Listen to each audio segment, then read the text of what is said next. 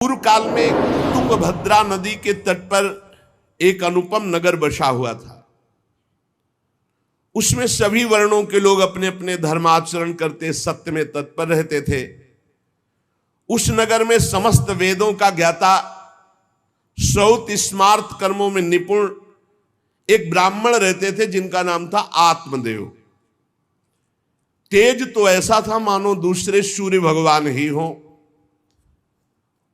ब्राह्मण तेजस्वी, वैदज्ञ, सत्कर्म अनुष्ठान करने वाला, और कभी उसके दरवाजे से कोई भिक्षुक वापस नहीं लौटा। इतना उदार हृदय वाला, देगा ही कुछ न कुछ। पर पूर्व प्रारब्ध के अनुसार उनकी जो पत्नी थी उनका नाम था धुंधुली। पति का नाम आत्मदेव और पत्नी का नाम धुंधुली था। सुंदरी थी, कुलीन थी, पर लड़ाकू स्वभाव था, अपनी बात पे अड़ जाना।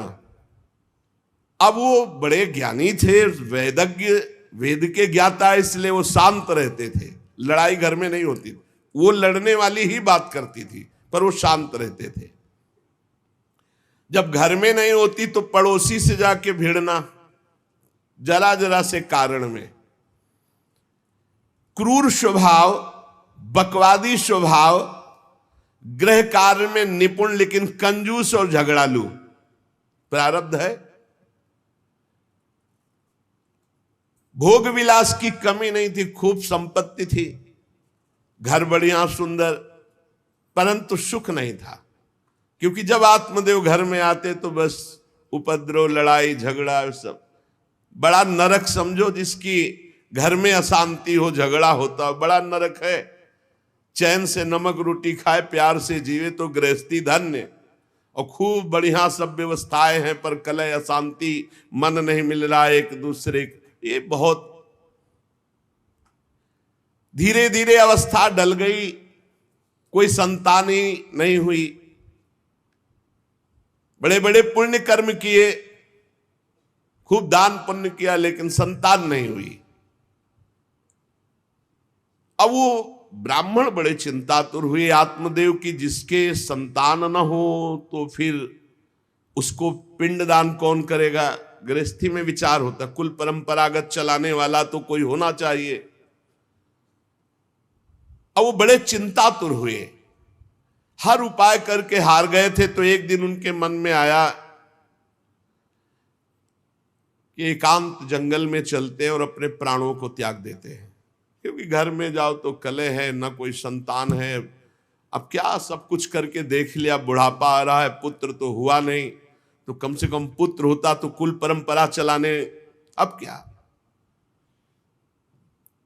वो ऐसी भावना में थे कि जीवन व्यर्थ है, जंगल को चल दिए। उधर एक सरोवर में प्यास बुझाने के लिए एक महान संत आ रहे थे। जब कोई धर्मात्मा पुरुष दुखी होता है तो भगवान अव्यक्त रूप से संतों से मिला देते हैं। वो सन्यासी महात्मा थे। ब्राह्मण देखा कि वो जब जल पी चुके तो जाके साष्टांग दंडवत किया, शास्त्रों का ज्ञान था, हाथ जोड़कर खड़े हो गए।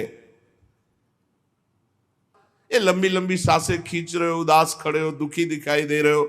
देखने से तो लगता है कि तुम ब्राह्मण हो, क्योंकि तेजस्वी हो। क्या चिंता है तुम्हारी जो तुम जल्दी जल्दी श्वासें खींच रहे हो लंबी, और दुख प्रकट कर रहे हो। ब्राह्मण ने कहा, महाराज आखिरी उपाय आप हैं। वैसे तो मैं बताऊं, अपने जीवन से निराश हो चुका हूं। आपको देखा तो आशा बन गई। पूर्व जन्म का कौन सा प्रारब्ध मुझे पता नहीं, पर संतान योग नहीं, बहुत दुखी हो गया हूं। सही बताऊं, मैं आम प्राण त्यागने आया हूं जंगल में। मेरा मन मुझे धिक्कारता है कि तुम्हारा सब कुछ बेकार जब संतान नहीं। और यहां तक कि मैं जिस गाय को पालता हूं वो भी बछड़ा नहीं देती। यहां तक कि जो पेड़ लगाता हूं उसमें भी फूल फल नहीं आते। कितना मैं दुर्भागी हूं, बड़ा भागा हूं। अब मैं अपने प्राण त्यागने आया हूं।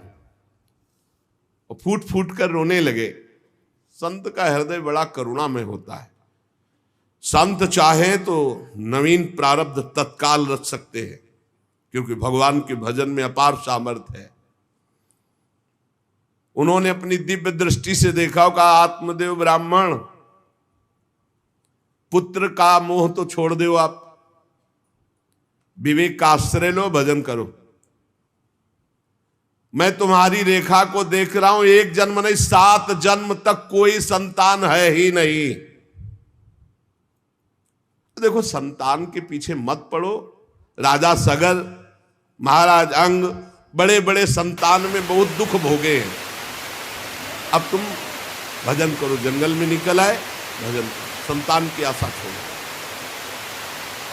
ब्राह्मण ने कहा कि मुझे उपदेश नहीं, ये उपदेश नहीं, सब पढ़ा हूं, मुझे पुत्र चाहिए, पुत्र देव, नहीं मैं आपके सामने अभी प्राण त्यागता हूं, मुझे पुत्र। ब्राह्मण का ऐसा आग्रह देख करके सन्यासी जी ने कहा कि देखो, विधाता के लेख को कोई मिटा नहीं सकता, चित्रकेतु का चरित्र पढ़ के देख लेना। दैव जिसके उद्योग को कुचल देता है वो सफल नहीं होता है। तुम्हें पुत्र सुख नहीं है। उन्होंने कहा फिर हम कह रहे हैं बस अब पुत्र का आशीर्वाद दे ही दो, नहीं तो प्राण त्याग देंगे आपके सामने। सन्यासी जी ने देखा है तुम मानने ही वाले नहीं। तो उन्होंने योग बल से एक फल प्रकट किया, तपोबल से, और कहा लो, योग तो नहीं तुम्हारे पुत्र का, पर मैं ये फल देता हूं, अपनी पत्नी को खिला देना, इससे बड़ा ज्ञानी महात्मा पुत्र पैदा होगा। तुम्हारी स्त्री 1 साल तक सत्य, शौच, दया, दान, ब्रह्मचर्य का पालन करे, एक टाइम अन्न खाए, तो और ये फल पाने के बाद 1 वर्ष के बाद ऐसा महापुरुष प्रकट होगा जो तुम्हारा कल्याण भी कर देगा, तुम्हारे पितरों का भी उद्धार कर देगा। वो योगी राज सन्यासी फल दिए। अब तो आत्मदेव बड़े प्रसन्न हुए क्योंकि कामना पूर्ण हो गई। फल लेकर आए। धुंधुली उनकी पत्नी थी जो लड़ाकू स्वभाव की, बड़ा क्रूर स्वभाव, दुष्ट स्वभाव, वैसे ही क्रूर स्वभाव था। आके कहा हो भाग्य, एक सन्यासी मिले, वो फल दिए, और उन्होंने नियम बताया है कि 1 साल तक सत्य बोलोगी, पवित्र रहोगी, दूसरों को दान करोगी, एक समय तुम अन्न खाओगी, और बहुत शुद्ध स्वभाव वाला महात्मा बालक पैदा होगा, ये फल खा लो। तो उन्होंने कहा कि फल तुरंत थोड़ी खाया जाता, नहा धो के बड़े पवित्रता से खाया जाता, लाओ जाओ, आप निश्चिंत रहो। बोलने अगर हमारे सामने पाल, तुम्हें विश्वास नहीं, वो डरते भी थे, घर के बाहर हो गए। अब वो कुटिल स्वभाव की थी, क्रूर स्वभाव की। उन्होंने अपनी बहन को बुलाया और रो रो के कहने लगी कि बहन मुझे बड़ी चिंता हो गई, समस्या आ गई। क्या? बोले पंडित जी जो ये फल लाए हैं, फल से गर्भ रह जाएगा। पहले तो नियम बता गए हैं कि 1 साल तक झूठ नहीं बोलना, पवित्र रहना है, और दूसरों को दान देना, एक समय अन्न खाना है। अब हम तो बड़ी भयभीत हैं कि जब पेट में गर्भ बढ़ेगा तो भोजन कम हो जाएगा, पेट बढ़ेगा तो भोजन कम हो जाएगा। ये तो मैंने कर नहीं सकती क्योंकि 3 बार तो हमको अच्छा भोजन चाहिए, पंडित जी का 1 बार खाना, ये तो हो नहीं सकता। अच्छा, गर्भ बढ़ा, पेट बढ़ा, खाया पिया जाएगा नहीं, बहुत परेशानी उसमें लगेगी। और कहीं दैववश से अगर डाकू आ गए तो भाग भी नहीं पाऊंगी। चलो डाकू ना आए, कहीं आग लग गई घर में, तब तो हम जल के मरी जाएंगे क्योंकि गर्भ पेट में, ये तो हमसे नहीं। और फिर गर्भ निकलते समय सुना बहुत कष्ट होता है, ये सब हमसे नहीं होने वाला। देखो एक क्रूर स्वभाव की नकारात्मक सोच। और कहीं प्रसव काल में गर्भ टेढ़ा हो गया तो हम तो मरी जाएंगे, ये तो हमसे नहीं। अगर गर्भ हमारा बड़ा होने लगा और घर में ननद आ गई, सब माल मता समेटती रहेगी, हम तो कुछ लड़ ही नहीं पाएंगे क्योंकि लड़ने लायक नहीं रहेंगी। ये सब विचार करके ये सब हमसे नहीं होंगे। उनकी बहन ने कहा सोच क्यों करती। ठीक इसी समय हमें अनुभव हुआ 2-4 दिन, इसी महीने कि हमारे पेट में है, तुम हमारे पति को धन दे देना और गर्भवती का नाटक करो, जब हमारे बच्चा होगा हम तुम्हारे यहाँ पहुँचा देंगे, हम अपने यहाँ शोरगुल कर देंगे, बच्चा मर गया, कौन देखने आता है, पति को पैसा दे देना। और ये तो बढ़िया बात रही, बढ़िया विधान बन गया, जैसे को तैसे मिले तो बढ़िया विधान बन गया। तू गर्भवती का नाटक कर आज से कि फल पा लिया और मैं गर्भवती हो गई, मैं अपने बालक को मरा घोषित कर दूंगी, और ये जो फल लाए हैं इसकी परीक्षा के लिए जो गऊ है उसको पवा दो। जैसा उनकी बहन ने कहा था वैसे धुंधुली ने सब कर दिया। देख लो, कहा था स्वामी जी ने तुम्हारे 7 जन्म बालक नहीं, तो देखो बुद्धि कैसी खराब हुई, गाय को। अब जब उसकी बहन के पुत्र हुआ तब तक वो कपड़ा वपड़ा पेट में लगा के नाटक करती रही होगी कि हमारे गर्भ है। फिर एकदम घोषणा कर दी जब वो पुत्र रातों रात पहुंच गया कि हमारे संतान हो गई।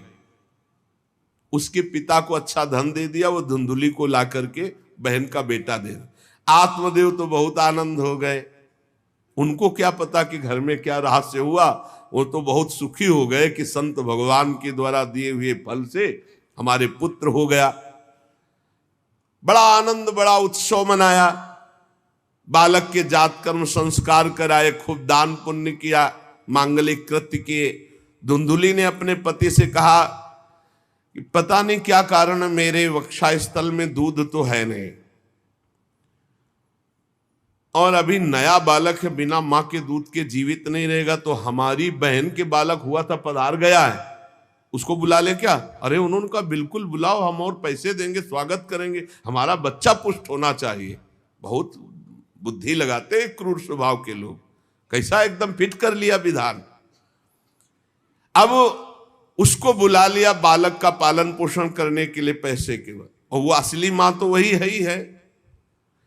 पुत्र की रक्षा के लिए जो जो कहा आत्मदेव ने वो सब स्वीकार कर लिया। 3 महीने इस बालक के व्यतीत होने के बाद, उन्होंने कहा था 1 साल बाद होगा, 3 महीने व्यतीत होने के बाद गौ के बच्चा हुआ मनुष्याकार, केवल कान गौ के, पूरा मनुष्याकार, सर्वांग सुंदर, दिव्य तेजों में स्वर्ण की सी कांति, क्योंकि वो योगी के तप का। ब्राह्मण देवता नाच पड़े कि भगवान जब दिए तो कितना आनंद, घर में भी बच्चा और गौ के भी बच्चा ही हुआ। खूब संस्कार करके मंगलदान, बड़े प्रसन्न हैं। सब लोग कहते हैं आत्मदेव का देखो कैसा भाग्य बदला कि घर में भी पुत्र हुआ, गौ के भी पुत्र हुआ, बछड़ा नहीं, केवल कान भर। कैसे आश्चर्य की बात, दिव्य बालक उत्पन्न हुआ। पर इस गुप्त रहस्य का किसी को पता नहीं। आत्मदेव ने देखा कि बालक पूरा मनुष्याकार, केवल कान, गाय के तो नाम रखा गोकर्ण। और धुंधुली ने किसी शास्त्रीय पद्धति से नहीं, अपनी पद्धति से, हमारा नाम धुंधुली तो हमारे लड़के का नाम होगा धुंधकारी, उसका नाम रखा धुंधकारी। कुछ काल व्यतीत हुआ, दोनों जवान होने लगे। गोकर्ण में पूर्ण वैदिक सिद्धांत, धर्म पूर्वक, बड़े ज्ञानी महात्मा, और धुंधकारी पूर्ण दुष्ट। शौचाचार का तो नाम भी नहीं था पवित्रता का धुंधकारी में। खान पान पशुओं वाला, क्रोध नाक में चढ़ा, गंदी वस्तुओं से प्यार करने वाला, बहुत ही गंदा स्वभाव। चोरी बचपन से, द्वेष, पीट देना, लड़ाई करना, ये उसका चलते स्वभाव। दूसरों के खेती में आग लगा देना, घरों में आग लगा देना, गौशाला में आग लगा देना। जैसे किसी का बालक खेल रहा है, आसपास देखा कोई, उठाया कुएं में फेंक दिया, बड़ा दुष्ट स्वभाव। और बड़ा हुआ हिंसक स्वभाव, अस्त्र शस्त्र धारण करके, जैसे कोई अंधा जा रहा है तो आओ बाबा तुम्हें रास्ता बता दो, कुएं में जाके ढकेल देता है।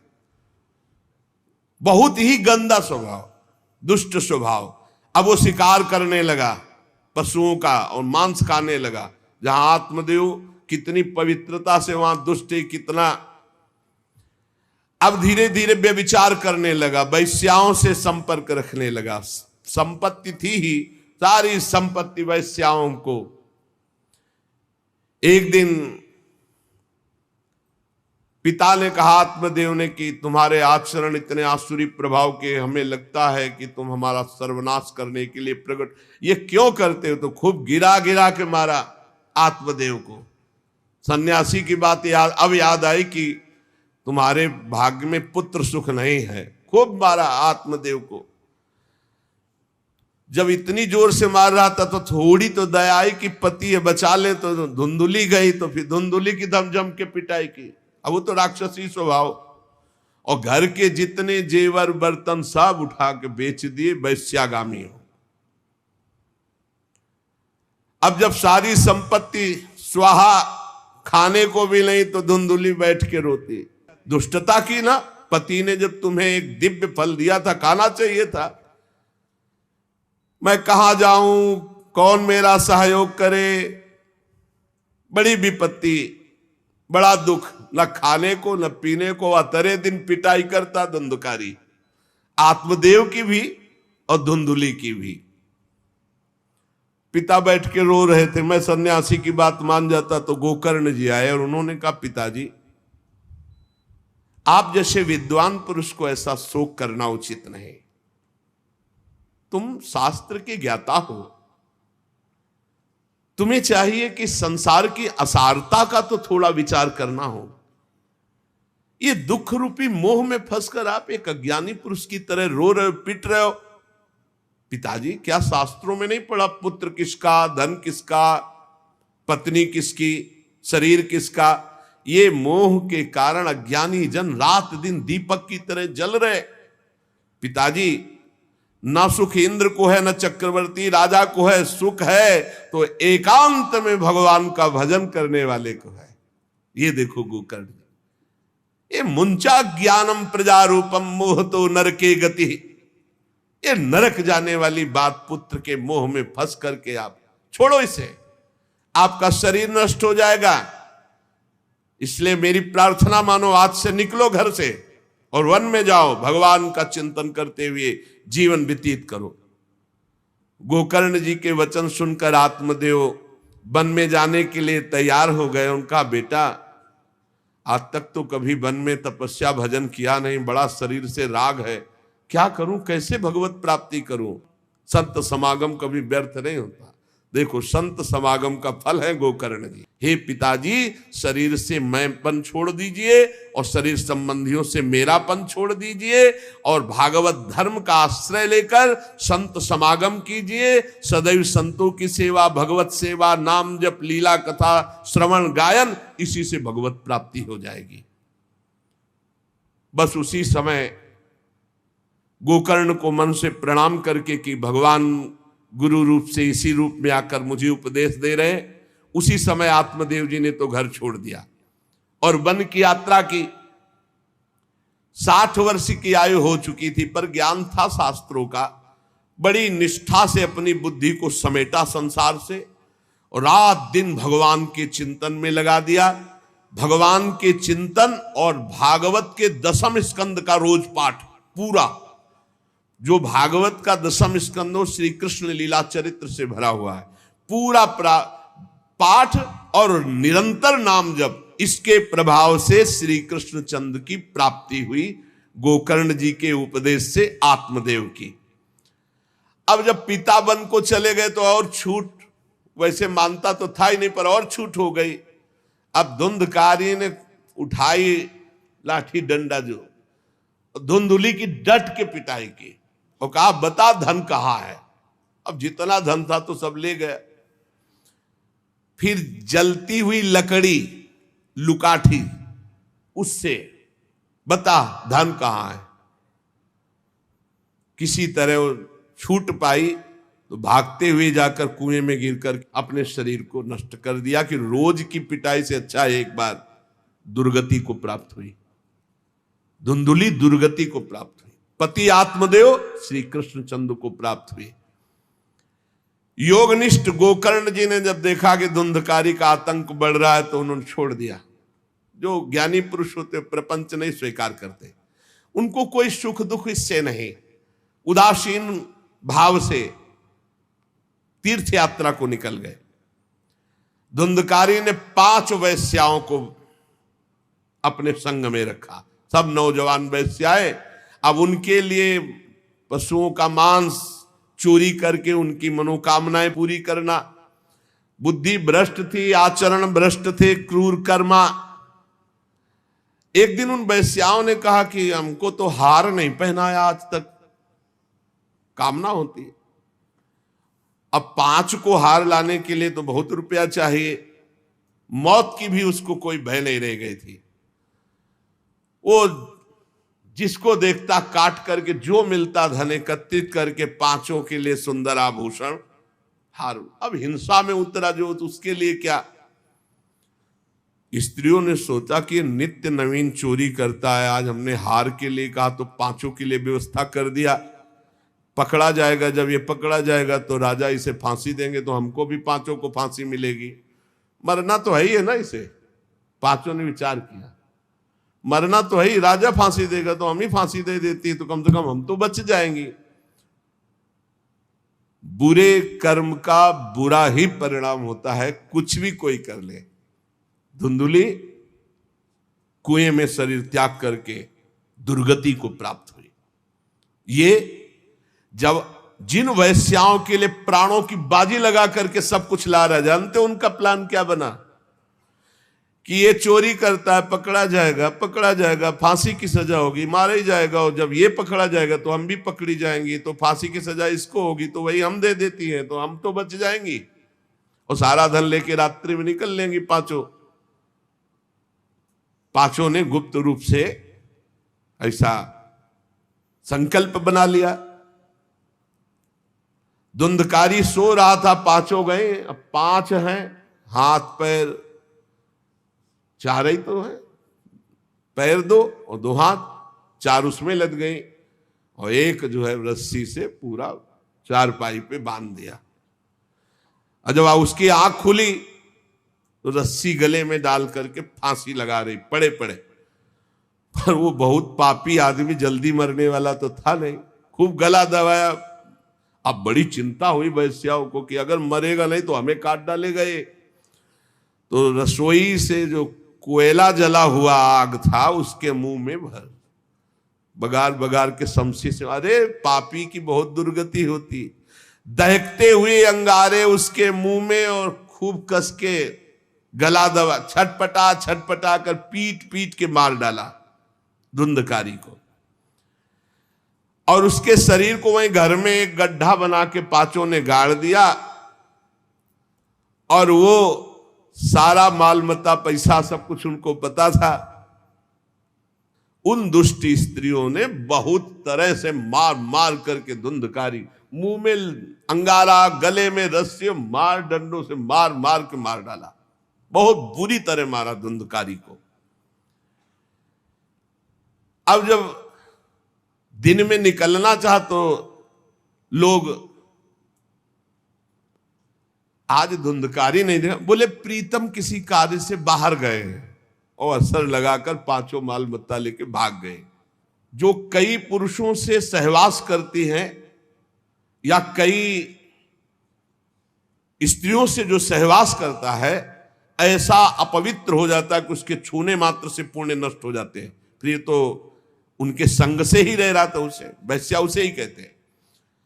उन वैश्याओं के संग से सारे सुकृत नष्ट हो चुके थे, महान पाप का स्वरूप हो गया था और वो सब भाग चुकी थी। तो धुंधकारी को भयंकर प्रेत योनि की प्राप्ति हुई। प्रेत योनि, भयंकर प्रेत योनि। अब वो बवंडर रूप, जो चक्रवात जैसे बवंडर देखते हो ना, वो रूप धारण करके 10 दिशाओं में भटकता। और प्रेत को स्वयं से पानी पीने के लिए कोई सुविधा नहीं।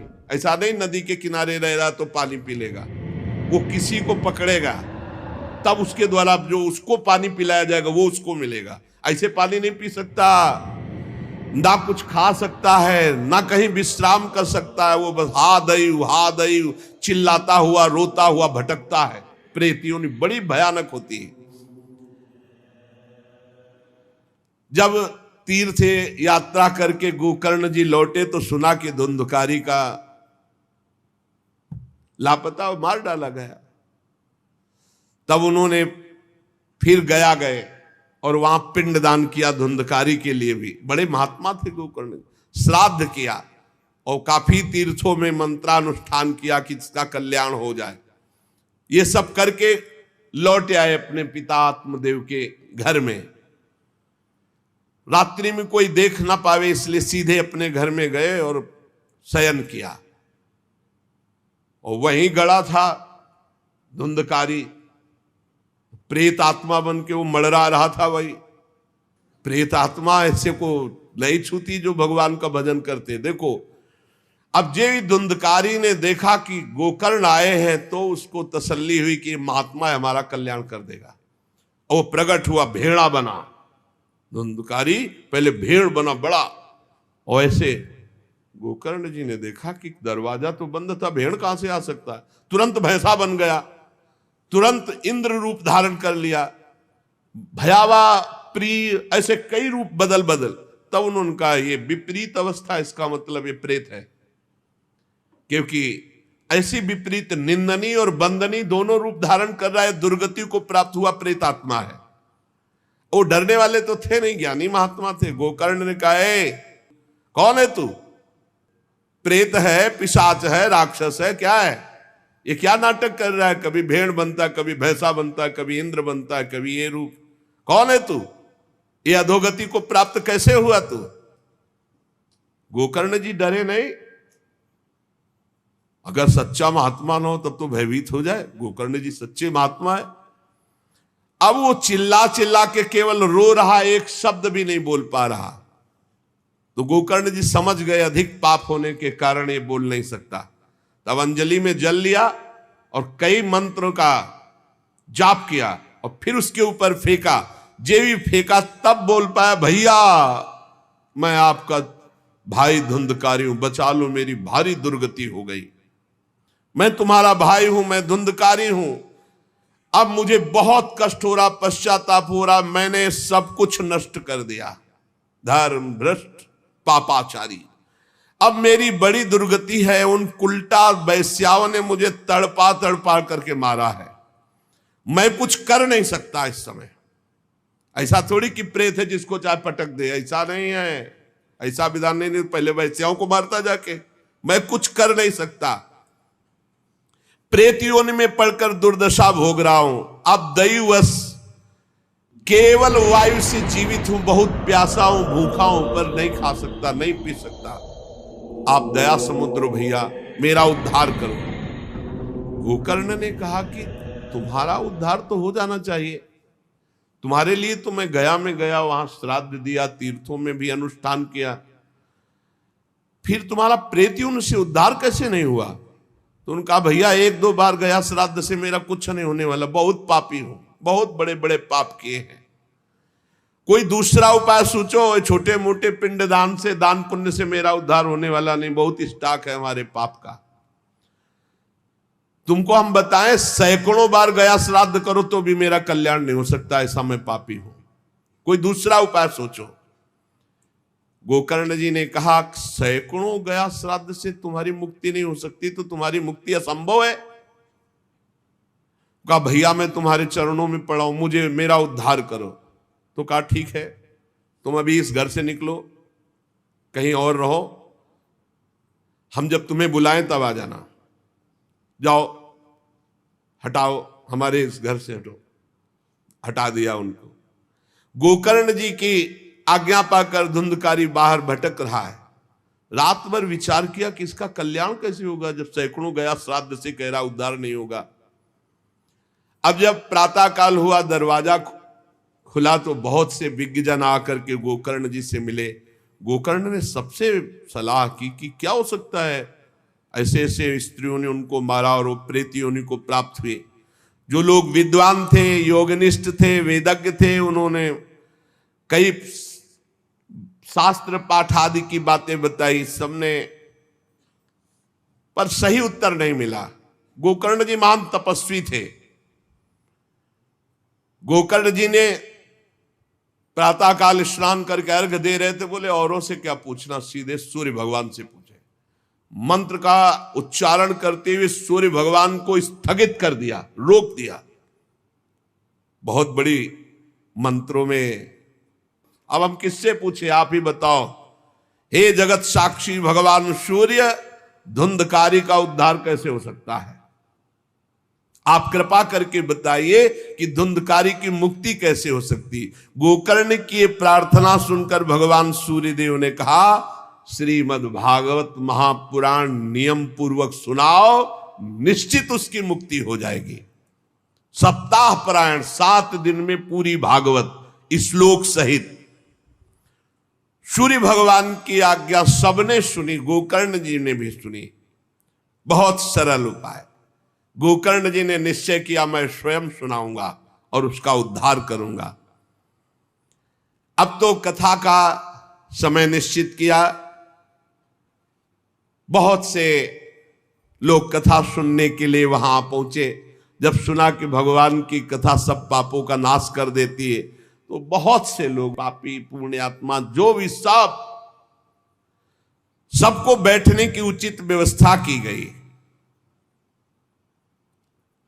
एक 7 गांठ का बांस जो सीधा था, आवाहन किया धुंधकारी का और कहा, इस पे बैठ जा, तू भी कथा सुन। तो सीधे 7 गांठ के बांस पर धुंधकारी जाकर के बैठ गया, छिद्र में वायु रूप होकर, क्योंकि बाहर कहीं स्थित नहीं रह सकता, चलायमान तो बैठना है। गोकर्ण जी ने एक वैष्णव को मुख्य श्रोता बनाया और प्रथम स्कंद से स्पष्ट स्वर में कथा सुनानी प्रारंभ की, श्लोक और अर्थ। सायंकाल को विश्राम दिया तो एक बड़ी विचित्र बात हुई। सभासदों के देखते देखते एक बांस में तड़ तड़ की आवाज हुई, एक गांठ फट गई। दूसरे दिन कथा हुई, दूसरी गांठ, तीसरे दिन तीसरी गांठ। 7 दिनों में 7 गांठें फाड़ करके धुंधकारी परम पवित्र दिव्य रूप, भगवत पार्षद रूप धारण करके प्रकट हो गया। धुंधकारी का श्याम वर्ण पीतांबर धारण के, तुलसी की माला, सिर पर मनोहर मुकुट, कानों में कमनी कुंडल, सामने आकर गोकर्ण को प्रणाम किया और कहा, भाई अब मैं भगवत पार्षद बन गया, प्रेत योनि से मुक्त। 7 दिन में भयंकर पापात्मा धुंधकारी श्री भगवान की चर्चा सुनने के कारण भगवत स्वरूप हो गया। ओहो, कितना प्रेत पीड़ा मैं सह रहा था, एकमात्र श्री कृष्णचंद्र जी की लीला कथा सुनने मात्र से मैं भगवत स्वरूप हो गया हूं। भैया, मैं कैसे आपका उपकार करूं? मैं निंदनीय से निंदनीय पाप कर्म करने वाला कैसा उज्जवल स्वरूप प्राप्त कर लिया। भला मोह पूर्वक लालन पालन करने वाले शरीर को जो हष्ट पुष्ट करते हैं, उन्होंने भगवान का नाम जप नहीं किया, चर्चा नहीं सुनी, तो जीवन किस काम का? इसके पोषण के लिए पाप कर्म कर रहे हो और वृद्धावस्था आने वाली परिणाम में दुख, रोगों का दुख, भोगों की कामना का दुख, क्या क्या दुख, इसकी क्या गति होगी? गाड़ दिया जाएगा या जला दिया जाएगा। ऐसे मनुष्य शरीर को प्राप्त करके भगवत प्राप्ति नहीं की तो जीवन व्यर्थ चला गया। अरे जो अन्न प्रातः काल पकाया जाता है, दूसरे दिन सड़ जाता है, उसी अन्न से इस शरीर का पोषण होता है। 6 घंटे में मल बना के निकाल देता है। ये शरीर कहीं अविनाशी है क्या? नाशवान शरीर है। जो लोग भगवान की कथा से वंचित है, भगवान का नाम जप नहीं करते, वो बुदबुदे जीवों में मच्छरों के समान जीवन उनका है। जन्मे मरे किस काम के? भला देखो, जिस बांस में मैं बैठा था तो बांस की गांठ फट गई, क्या भगवान की कथा सुनने पर चित्त की गांठ नहीं नष्ट हो जाएगी? जड़ चेतन की ग्रंथ। इसलिए धन्य है वो जो भगवान की कथा सुनने में अपना समय व्यतीत करते हैं। धुंधकारी ऐसी बातें कह रहा था, सबने देखा जय घोष करते हुए नमो नमः, और एक दिव्य विमान आया। भगवान वैकुंठ नाथ के पार्षद, मंडलाकार तेजो में विमान, और सबके देखते देखते कहा धुंधकारी आओ, और वो दिव्य पार्षद रूप विमान पे चढ़ा। जब विमान पे चढ़ के जाने लगा तो गोकर्ण जी ने रोक दिया, रुको, ये क्या?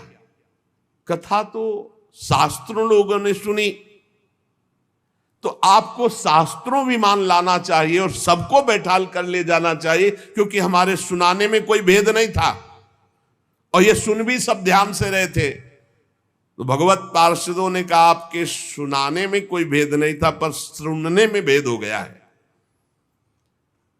श्रवण भेद हो गया। ये उपवास करके बिना कुछ खाए पिए रात दिन कथा का ही चिंतन करता रहा, मनन करता रहा, इसके कारण इनको भगवत पार्षद रूप मिला और जा रहे। और ये कथा सुना भर है, मनन नहीं किया, मनन विषयों का हुआ, इसलिए विमान पे नहीं। ये निराहार रहकर 7 दिन में चर्चा सुनता और रात भर उसी का चिंतन करता, उसके प्रभाव से परम पद का अधिकारी हुआ। इसलिए जो मननहीन है, जिनको गुरुवचनों पर विश्वास नहीं है, जो कथा में चित्त की एकाग्रता नहीं है, वो फल भेद हो गया, वो भगवान के दिव्य धाम में एक बार में नहीं जा सकते। गोकर्ण जी आपको तो लेने के लिए स्वयं गोलोक बिहारी आएंगे, यूं कह करके विमान अंतर्ध्यान हो गया, अर्थात चले गए। गोकर्ण जी ने समस्त श्रोताओं से कहा बिना तुम्हें विमान में बैठा ले मुझे चैन नहीं। सावन के महीना में हम फिर अनुष्ठान करेंगे, सब लोग कथा सुनो और सच्चे नियम से रहो, उसका मनन करो।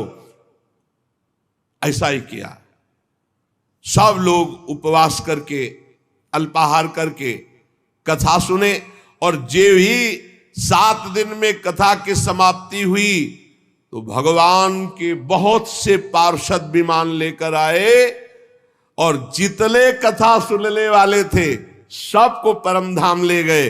और भगवान ने गोकर्ण जी को स्वयं गोलोक बिहारी हृदय से लगाया, जे भी हृदय से लगाते हुए गोकर्ण भगवत स्वरूप हो गए। वही किरीट श्यामवर्ण पीतांबर धारण किए हुए, कुंडल आदि से विभूषित।